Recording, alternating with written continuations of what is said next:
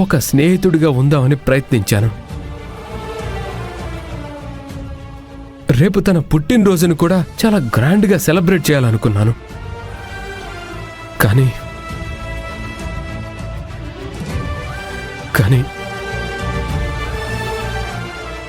ఏం జరిగింది రాహుల్? నా ప్రయత్నాలన్నీ వృధా అయిపోయాయి నందన. అభి నన్ను మోసం చేసింది. అసలు ఏం జరిగిందంటే,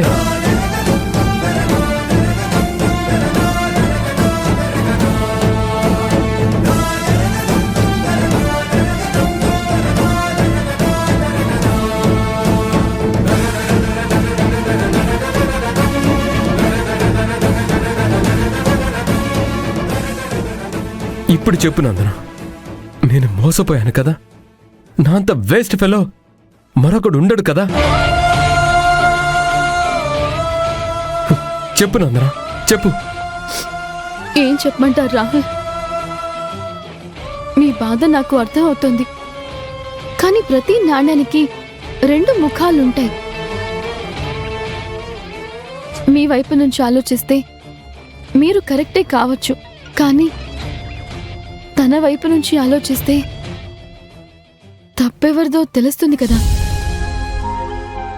నిజానిజాలు పూర్తిగా తెలియకుండా ఎవరిని జడ్జ్ చేయకూడదు. అలా అని ఎవరిది తప్పని చెప్పలేం కదా.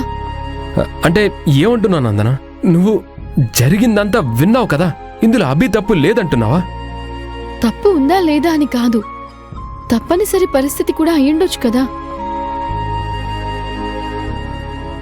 ఒకటి చెప్పనా రాహుల్, మీరు చాలా మంచివారు. మీ కుటుంబం చాలా గొప్పది. నలుగురికి మంచి చేయాలని చూస్తారు. అలాంటి మీకు ఎప్పుడు మంచి జరుగుతుంది.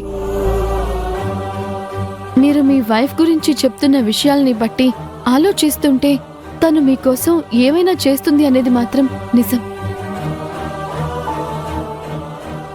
అలాంటి తను మిమ్మల్ని బాధ పెట్టే పని చేయదని నాకు అనిపిస్తోంది.